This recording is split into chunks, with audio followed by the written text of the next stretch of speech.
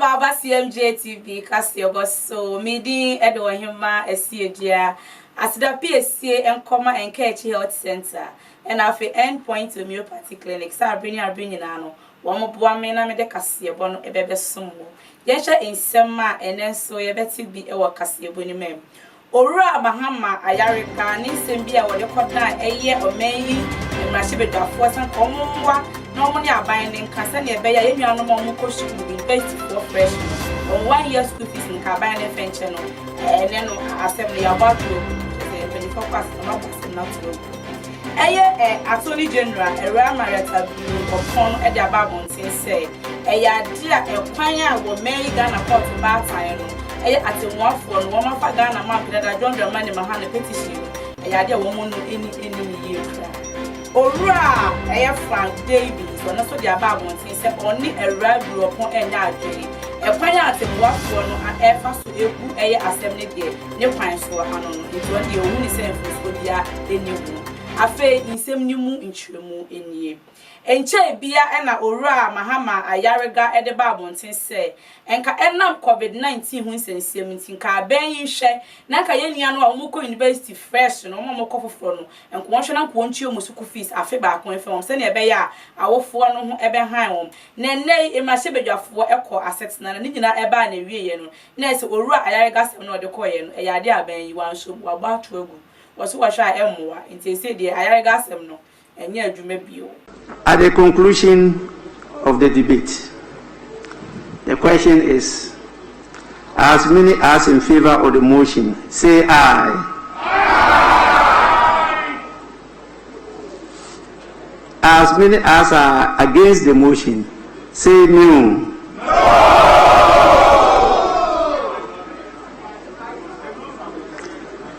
I think the news have it.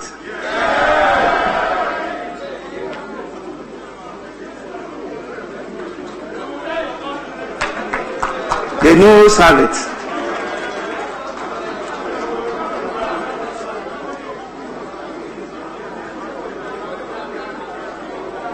Honorable members, the motion is accordingly negated. Yato abayiwe na Ghana mampenda da John Dramani Mahama was one want yase into the petition ekoda o my court to batan senka wo munni asem no ema no enam so e na o my court to batan wo masha asem no ase amudi so masha asetena ase na enumu e na eye Attorney General Ora Marita Bruwopon we lawyer ni won wo gina mu ama NDC ama yokuo no wode atodwa se kwan ya atemuafo no fa so ka eye Owura Mahama ne petition ne ho insensem no yade a wo nam kwan pa so hu ni se baabi achia wo ni Owura Mahama endi ne yie kura nti wono de wo hu ni se ne atemuafo ne yom ne ma fa ho no ene ye de ba mosima bo atoagu wo chere de ba mosima bo atoagu adan wo se ne atemuafo ne ye ne de entwa yi ni petition no endi ne yie kura. Now, it's unfortunate that these rulings that are coming out of the court are so short. In the past, especially in 2013, we had detailed reasoned rulings on why applications were either granted or refused. That has not happened this time. Now, when you examine or when you listen to the ruling of the court, the only reason they give is that the rules do not allow for it. So if the rules do not allow for it, why has it been permitted in the past? And so we think that the petitioner is not being treated fairly in these circumstances. And it's unfortunate, but we have to say it as it is. The petitioner is not being treated fairly. And I'm so and a lawyer Frank Davies one also wo gina mu ama MPP ama yokuo no ka lawyer fo no bi and what their babon ti say o merura there bi asem na wo kan de me ne wonya adwen atemuafo ne de kwan afa so mu bu asem ne kwan so anu no omo de mra na ebu asem no enti no wo hu se atemuafo no se ne omusi yo mo ne ma ne de osi anchia ye ne kwan so anu no enti no woni eye Ora Marita Bruwopon woni no enya adwen e wona asem a wo kan ye no ho business of they talking about fair hearing and all that. In one of the authorities that their lead counsel, Mr. Tajikaka, quoted, it was stated quite clearly there that speedy hearing is synonymous to fair hearing. When you come to court and your mind, with all due respect, is jaundiced, that you should expect a certain ruling from the court. That is what is occasioning you when the ruling goes against you. In the courtroom, I heard my sister Marietta also saying that their lead counsel preferred superior arguments. Really? Superior arguments. Indeed, if the arguments were superior, 9 justices will not find that argument not superior. So that position they are canvassing is neither here nor there. Since we are all contesting this election petition on CR 99, they should address their minds to the dictates of CR 99. Information ministry as ya dia one friend in some treful in Shiamu, Jumedia Yaseno, and as a pretendant Shella Abbey Backman, what you two just say. A yada say, or Maya Pussy for more than a shell for a cry, every walk on Sunday, and say, we are driving in as a wood car. Now, if I pass that for Gumwa, and now we a private car, now wood chinas as a muy nippon motorcar and Mukwandia. A yada won't be Jinamo, no Mujinam, bet say, will be a Eshe nose massa. Never found say we a private car, no, we did him. Now we initial nose mask, now drive a no nose mask. One be US, you know, my driver near my private car, we see what you will be a walk on. After you were driving near all the passing your air corner, and was normal mouse who drive a no nose mask. So, who shed nose mask as a personal for national nose mask, a baby was from near the personal phone, I'm before finance said, some more common culture. Or Macassa, they are passing up for never call. And after see a passing in as a ocean nose mask, here, ye be US form. But the next step that we are going to take, we are going to have random stop and search on vehicles across the country. So you could be traveling from Tamale to Accra, or you could be traveling from Ho to Hohoi, or wherever, Kwamai to Kumewu, or you could be traveling from Madina to Adenta. It could be a commercial vehicle, most especially, but it can also be private vehicle. For as long as we see 2 or more people on the vehicle, any police officer in uniform can stop you, look at whether you're wearing your mask properly. If not, you will be brought down. And if the driver is wearing properly, the passengers who are wearing their mask properly will be made to go. Until you find your mask and adorn it well, you cannot board the next vehicle. When she amudie ya ase Anna Eye Professor Kwesi Opoku Amankwa or a Director General MI Ghana Education Service when you wadi to just say ade aben aba ne homoden ama wosuku nu bia no smas mienu we Ghana made enye de atutwi ni bia ntuwe ne ye de mamu tem ni nyina no wusha ukofia no wasi to beze school atare no so wo mienu a wusha ba ku this week a wusi ebia Wednesday wusha be si Tuesday no what system sa no mind so mu de no aban no amasuku ni bia no smas mienu a ye Ghana made dia kubetimi esi reusable marks. The marks are reusable. The marks are reusable, and we are indicated that we are giving 2. Let me make a passionate appeal to all. I have already indicated that parents and other people are helping. Let me make a passionate appeal to all. The issue that we are dealing with is about our own health. So much as we employ government as a responsibility to support us, we should also see it as a personal responsibility to ensure that we also support government and support ourselves. So government provides some, you also have to make sure that you continue to provide for yourself and your wards. Ora Patrick Kuma Abuaje wo ye Director General Ensoma Ghana Health Service and Ojumede Yaswadi to just say ade a wonya ne ntie se Health Ministry for no wo mo de aba abonsen say COVID-19 testing free was say no kre na momu no enya se wuti wo fie enya mass testing enya se bia wuti wo fie ase me ko test COVID-19 da bi wo se bia wo ko hospital bi mu na bia hwa ye ma na se refer wo se oh ko hospital we ya no what the referral letter no ko dru on ma ye COVID-19 test na ye free wuntu ahwe afen so bia wo dodo na akopie mu ayaresa bia na ye check wa na ehu de how na no ye test o na se bia ye test COVID-19 na eno so no wuntu ahwe na ye se bia What say me that say Abraham ma kente. They say bia wuti fiase ene me ko check here. There be o say anya masters why? It is an owura eye Patrick Kuma Abuaji ode atsuja. Also self-referrals. So you go, you get tested, you get your results. It may take a couple of days if the lab doesn't enter quickly, for the health sector to identify and respond to you. So the most appropriate approach you are encouraging people to do is that as soon as you feel unwell, please report to the nearest facility.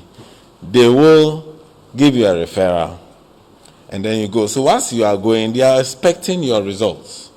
And so even if it doesn't come, they are following up to see whether, even if it may be a false negative, for example, especially nuclear symptoms, etc. So I think let's make sure we do that. But because people have elected to do that, we have also put data entry clerks also at the private sector labs. And we have seen some improving number of data entry, rapid response, and linkage to care. We will continue working for that to ensure that the link, especially for the sick, is done promptly so that we can be save lives. We have improved access to testing by expanding, creating additional labs. The Ghana East lab will start by Monday. They will start doing labs there. But we are also saying that, as the minister said, it is free at the public sector. What we are looking for is that as soon as you go and you are referred from a health center to or any health facility to the labs, it is free for you. At the public sector, free, and that's what. So, apart from those who are traveling, anybody else who goes there is free. But it's not that it's not mass testing. So you are not just going to go to the place and expect to be tested. Once you have a referral to the place, obviously you'll be tested, and that's why we are encouraging that. Whatever it is, even if it's a cheap compound, they will give you a referral to go and test. And then you can have link. Because it's not just about knowing your status. The most important thing is, if I'm positive, what should I be worried about? What should I do? And that's more important than being positive, especially when we have asymptomatic people still around. Na jumadie no ekoso abiewu na ye Professor Kwesi Opoku Amankwa wasaka sai director director general GES wasanso ekasa bi na de okan nyina ne se nuanom SS4 na mu ko school no borders na mo boarding house na mu di dining hall no mo de no mo kwa dining a ye beze ye betiche mbekọ in batches se bi eni pattern ko didi a 10 ne betwen so mo ko didi pia bonten a na 10 ne ko ntie ne kom do para no abomode no de kanka ni pattern no nya sa de asem boy de da che de asem beba na akomo de me pa na me kwada ni asem ntwen ten ko didi wi a ebi musu didi a che omo che enti se say de se sa na aba enti no ma mo kwada ni wo na bia 5 kwa na 5 akosa kopntama a school for ni nyina obia ebedidi ewie. Now, as part of the reopening, as I've indicated, we disinfected all schools. We had our Veronica buckets, soaps, sanitizers, tissue papers, that is the wash facilities provided for all schools. We have our reusable face masks. We also indicated that there will be no mass gathering on school campuses, no sporting activities and sporting events. Dining hall will be attended in batches for senior high schools, boarding students, and then no outside activities.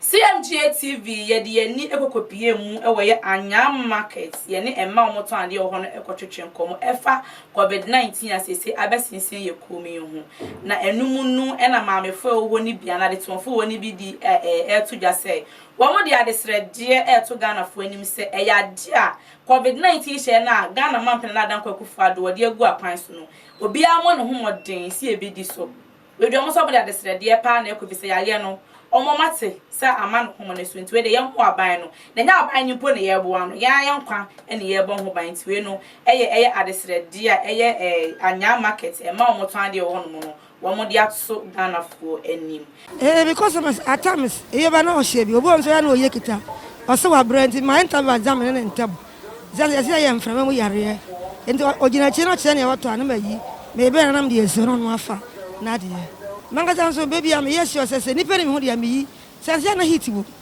ni so bi bara masana matwen akọ me hwa say ya ni mia ba se se ye boye ho banti no we anya ban asem wan kasa na ugya na je okra enti wo so nsha aban fo so na police fo bu ni pa ne ya na homote se won na wo je ukotete ho afisa ene me ho na bi tie ni sa abofra wonya 7 years wonya ya sa yare bi abofra efi ni ma me na se fi fa mfra mu yare enti ya de mpa woni protection kan ha me se nyame obabam Kasiebo ni nyina aba na wieye me amede kasiebo na besomo wanenu edi ameje so da bia wonim wo hia me asa ohima esiedia Enkechi Health Center and afi End Point Homeopathy Clinic yes hospital dem be bo na mani agi bi so ma bo ame pa omo ya de keke womo na abeni na no womo so masema me de kasiebo ebesomo na me kai wo se opesesi amu following stories na yan kroji ono kranko an ye de ba obetimi log in akwa website no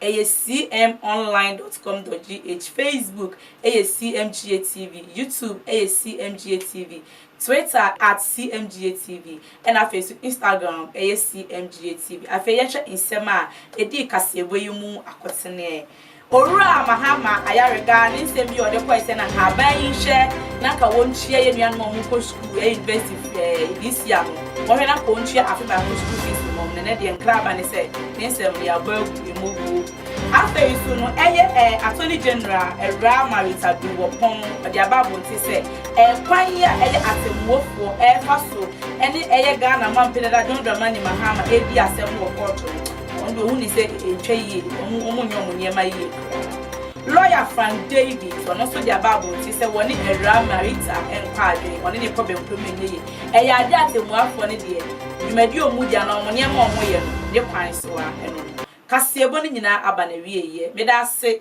oje bre na wo hwe ohima esiedia that's ene no ye besan ehie makara